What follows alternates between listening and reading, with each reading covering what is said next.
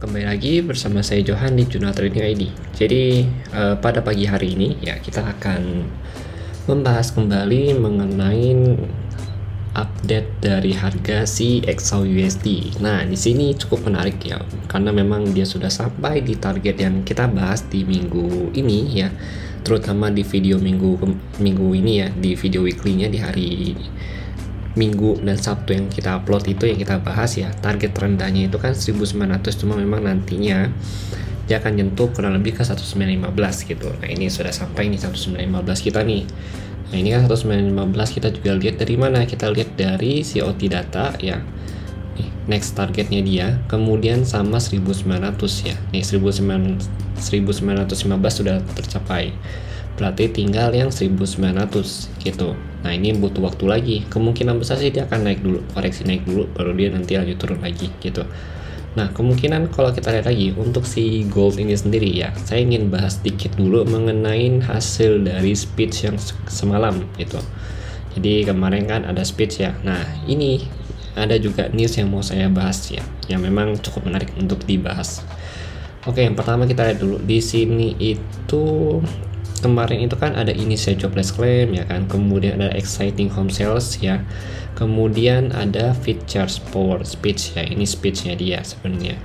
Nah, ini kalau kita perhatikan ya, untuk di bagian initial jobless claim ya yang dikatakan ya memang diprediksi menurun sama si Fed itu sendiri di speech yang sebelumnya, ternyata kan malah hasilnya itu sama gitu, jadi imbang. Bisa dikatakan stagnan ya, belum ada perubahan sama sekali. Yang diprediksi menurun ya dari 264 ke 260, kemudian ke 264 kembali hasilnya gitu. Jadi memang worst, bisa dikatakan lebih buruk dari yang diprediksikan, tapi nggak lebih buruk dari yang bulan kemarin gitu. Jadi bisa dikatakan hasilnya imbang gitu. Nah, kemudian yang menarik di sini adalah ya, di sini kalau kita perhatikan penjualan rumah ya, ini kan dia 4.29, diprediksi menurun yaitu kurang lebih ke 4.25 itu. Ternyata hasilnya itu lebih bagus dari yang diprediksikan, bahkan lebih bagus dari yang bulan kemarin ya. Berarti kan dia mengalami kenaikan, berarti penjualannya ada nih jalan gitu, lebih banyak dari ya bulan kemarin gitu. Nah, ini sekitar 4.3 ya. Kemudian kalau kita lagi mengenai Fed charge power ini ya, kita lihat Om Powell itu bilang ya, kalau kita lihat di sini sebentar. Nah, ada satu poin yang memang saya cukup note ya di sini, yang cukup saya pertegas ya. Dia bilang itu, nah, dia we keep rates on hold to give ourselves more time to make decision. Jadi sebenarnya bisa dibilang ya, dia itu akan hold dulu nih interest rate-nya. Jadi kemungkinan besar untuk bulan Juli dia belum akan naikin lagi gitu. Jadi kemungkinan besar akan di pause dulu untuk suku bunga. Berarti kalau suku bunga kemungkinan besar itu di pause terlebih dahulu di bulan Juli, berarti kemungkinan itu berarti kalau misalkan dia di pause di bulan Juli, berarti kemungkinan besar itu dinaikkan pada saat bulan Agustus gitu. Karena kan dia bilang dia mau bikin decision dulu gitu, dia mau make a decision, dia mau lihat kira-kira nih bagusnya gimana sih planning ke depannya gitu.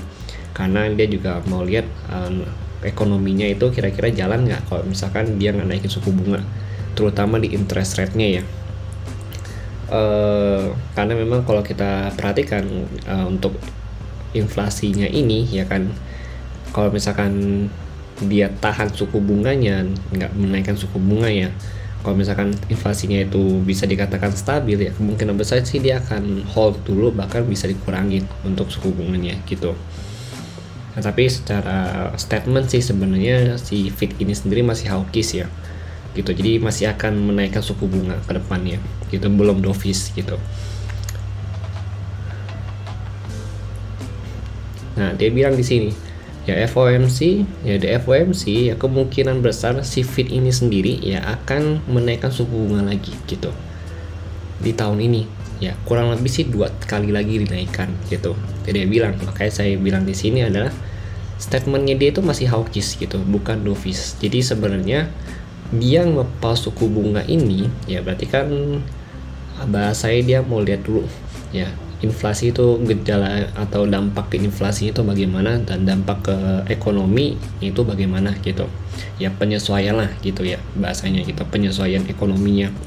Tapi dia bilang di sini dia akan naikin lagi gitu, akan memungkinkan untuk dinaikkan kembali tahun ini, kurang lebih adalah ya 2 kali lagi dinaikkan gitu. Jadi memang perlu diperhatikan lagi untuk si Fed ini sendiri di FOMC berikutnya. Kalau untuk bulan Juli sih kemungkinan besar di hold ya sama dia, karena dia statementnya adalah di pause di sini ya, kemungkinan sih di hold dulu, tapi kita nggak tahu ya, nanti kita akan follow up terus untuk si suku bunga dari si Fed ini sendiri.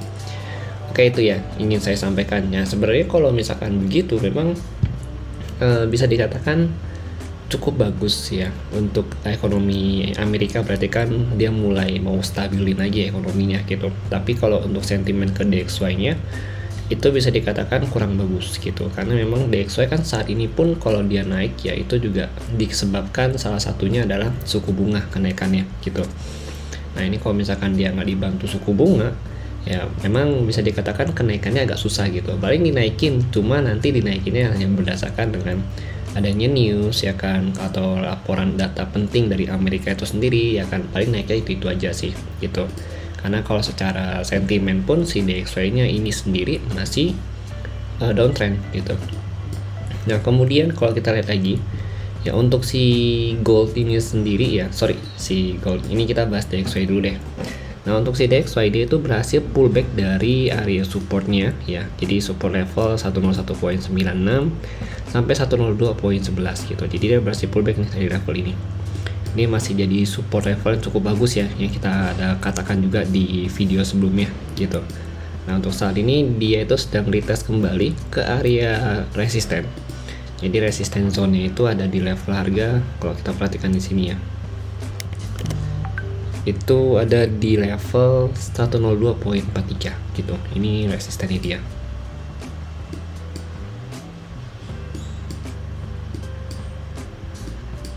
Nah ini dia masih coba untuk sideway, karena dia masih coba untuk naik lagi ke atas. Nah kalau untuk hari ini memang kalau kita perhatikan ya newsnya sendiri untuk hari ini, coba kita lihat tomorrow ya ini. Nah ini untuk yang hari tanggal berapa ini, today ya.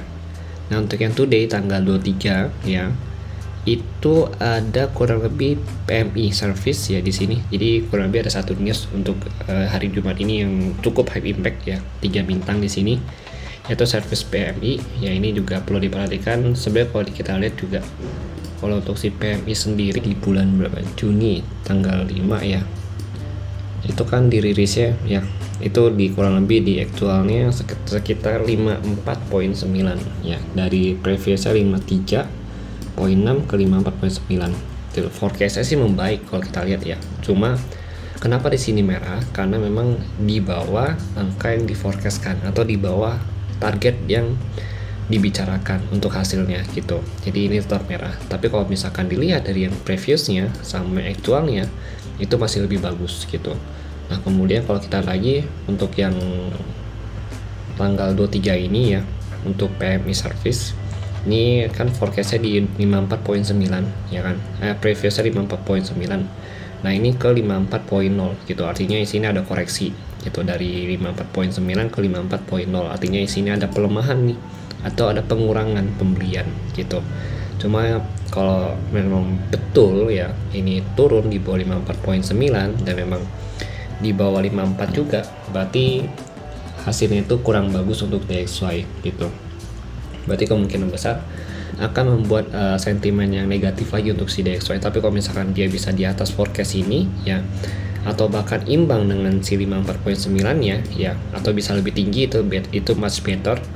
Itu artinya memberikan dampak yang positif untuk si DXY itu sendiri, dan itu bisa menaikkan si DXY ini lagi gitu, atau bisa buat jadi alat untuk nge-push si DXY bisa naik ke angka kurang lebih ke 102.6 sampai 102.8 gitu. Tapi kalau misalkan PMI-nya minus ya, maka DXY ini kemungkinan besar dia akan turun kembali ya ke angka 101.9 sampai 102.14 ini yang jadi area supportnya dia gitu. Oke, itu untuk si DXY. Kemudian kita lihat lagi dari mapping hari ini. Nah, untuk mapping belum ada banyak perubahan, masih sama untuk mappingnya. Jadi untuk video kali ini memang lebih banyak kita bahas mengenai news ya, dan juga potensi-potensi yang kemungkinan besar yang disebabkan oleh news nanti malam gitu. Nah, kemudian kalau kita lihat lagi untuk saat ini ya sebenarnya dia masih sideways. Ya, dia masih sideways dengan area support kurang lebih 1913. Kemudian ini sebenarnya udah kita bahas juga ya penurunannya di beberapa video terakhir, terutama di video weekly untuk yang minggu ini, kemudian video hari Senin, Selasa, Rabu ya kan, dan juga Kamis gitu. Nah, untuk finally-nya untuk hari Jumat tadi sudah sampai di 1914 ini gitu. Nah, ini kalau dia mau naik lagi pun ya kemungkinan dia akan naik kurang lebih ke 1920 sampai 1922. Ini kenaikan pertama gitu. Ini kenaikan pertama yang jadi area, bisa dikatakan jadi area sell, tapi saya belum akan ambil sell di sini. Ya, kemungkinan besar saya akan ambil kurang lebih di area breakoutnya gitu. Nah, saya akan pantau kurang lebih di sini 1925 sampai 1930-an gitu. Terutama di 1929 ya, 1928 sorry sampai 1931 ya, terutama di zona ini gitu. Tapi nggak nutup kemungkinan kita bisa ambil sell di sini gitu. Cuma ini masih wait and see gitu. Ini zona-zonanya masih wait and see. Jadi ada dua zona, ada tiga. Ini zona 1, ini zona 2, ini zona 3 gitu. Nanti yang zona keempatnya tetap di sini 1935, 1937 gitu. Nah, sebenarnya kalau untuk yang paling perfect ya kita mau ambil sell itu kurang lebih di 1928 sampai 1931 ya. Kalau saya sih recommended di sini ya. Tapi nggak nutup kemungkinan nih untuk bisa di 1925, tergantung dari harganya nanti ya. Soalnya kan hari Jumat, jadi memang harus agak hati-hati. Oke. Nah, ini kalau dia break dari 1910 ya, 1910 dia break, maka targetnya yang tadi saya bilang di 1905 sampai 1900 kembali. Tergantung dari hasil si PMI-nya. Kalau PMI-nya memang hasilnya bagus buat DXY kan berarti DXY itu naik ya. Kemungkinan besar gold ini bisa break nih dari 1910, bisa lanjut ke 1905 kembali gitu. Saat atau worst case-nya ke 1900. Tapi kalau misalkan hasil dari PMI-nya itu bagus, buruk untuk DXY, kemungkinan besar si goldnya ini akan lanjut naik ya. Jadi pullback dari area ini, kemudian retest lagi ke 1920 ya, atau sampai 1930 kembali gitu. Itu baru kita lihat nantinya dari sana kita mau ambil sell kurang lebih nanti di level yang mana gitu. Oke, jadi itu yang akan saya pantau juga untuk hari ini. Jadi secara sentimen si gold ini masih bearish ya, sampai dia bisa break dari 1937 ini baru dikatakan bullish. Oke, jadi untuk gold ya, jadi memang belum ada banyak perubahan. Nanti akan kita bahas lebih lanjut lagi pada mapping weekly yang akan kita upload di hari Sabtu atau Minggu nanti ya. Jadi mungkin sekian dari saya. Terima kasih, dan kalau kalian punya pandangan yang memang belum saya sebutkan di sini, boleh banget nih kalian sharingkan ya pandangan kalian gitu. Oke, sekian dari saya. Terima kasih dan sampai jumpa pada video berikutnya.